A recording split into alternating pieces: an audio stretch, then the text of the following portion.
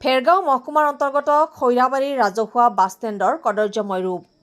স্বচ্ছতা হি সেৱা বুলি কোৱা কথাষাৰ যেন আজি খৈৰাবাৰী ৰাইজৰ বাবে অসাৰ। বৃহত্তৰ খৈৰাবাৰী ৰাইজৰ একমাত্ৰ বাছ ৰখা স্থান এতিয়া হৈ পৰিছে জাবৰ-জোথৰ জমা কৰা ডাম্পিং গ্ৰাউণ্ড। একমাত্ৰ ৰাজহুৱা প্ৰস্ৰাৱগাৰ তথা শৌচালয়টিও জৰাজীৰ্ণ হৈ পৰিছে। শৌচ-প্ৰস্ৰাৱ কৰাৰ কোনো পৰিৱেশ নাই। দেখিলেই সকলোৱে গম পাব এয়া ৰাজহুৱা বাছ আস্থান নে ডাম্পিং গ্ৰাউণ্ড ধৰিব নোৱাৰি। খৈৰাবাৰীৰ সকলো ব্যৱসায়ীয়ে এই স্থানতে প্ৰস্ৰাৱ কৰিবলৈ আহে। গতিকে চহৰত থকা EM আৰু বিধায়কৰ দৃষ্টিগোচৰ হ'বনে? North east live today, Khoirabari. মোৰ খৈৰাবাৰী টাউনত আহিছিলোঁ ৰাতিপুৱা। মোৰ এনেকুৱা এটা পেচাব লাগিছে, মই ক'ত পেচাব কৰিম, ক'ত যাম, ক'ত নাযাম, মানে কোনোফালে নোযোৱা কৰি মই একদম ডাইৰেক্ট বাছ ষ্টেণ্ডলৈকে মই আহি পালোঁ। কোনো ৰকম খৈৰাবাৰী বাছ ষ্টেণ্ডলৈকে তাতে পেচাব কৰিব আহি দেখা পালোঁ এনেকুৱা এটা পৰিৱেশ, দুৰ্গন্ধ।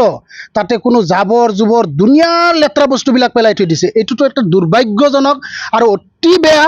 আজি খৈৰাবাৰী মাজমজিয়াত আজি EM MLA থকাৰ পিছতো আজি যিটো কণ্ডিশ্যন হৈছে এইটো এটা লজ্জাজনক মানে কথা বুলি ক'ব লাগিব।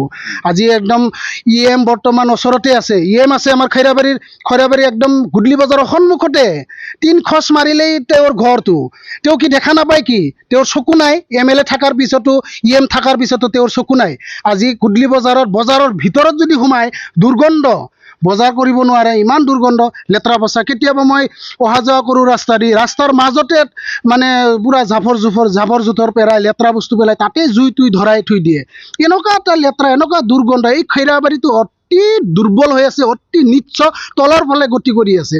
তে EM আৰু MLA থকাৰ পিছতো যদি এই ঘটনাবিলাক এইবিলাক যদি হৈ থাকে তেতিয়াহ'লে এনেকুৱা EM MLA থকাতকৈ নাথাকাই ভাল বুলি ক'ব লাগিব। ইয়াত খৈৰাবাৰী অঞ্চলৰ ৰাইজৰ প্ৰতি লক্ষ্য ৰাখি এই বৃহত্তৰ অঞ্চলৰ স্বাৰ্থত যাতে লেট্ৰিন বাথৰুমৰ ব্যৱস্থাটো কৰে, কাৰণ অতি দুৰ্ভাগ্য, অতি নিন্দনীয়। আজি EM MLA থকাৰ পিছতো এনেকুৱা ধৰণৰ মানে ঘটনা ঘটি আছে বা আমি পেচাব কৰা ঠাই পোৱা নাই। বৰ্তমান অসম চৰকাৰ তথা BTC চৰকাৰক আহ্বান জনাইছোঁ যাতে এই অঞ্চলৰ স্বাৰ্থত, ৰাইজৰ স্বাৰ্থত যাতে পেচাব আৰু বাথৰুমৰ ব্যৱস্থাটো কৰি দিয়ে, কাৰণ খৈৰাবাৰীত এইটো অৱস্থা বহুত বেয়া।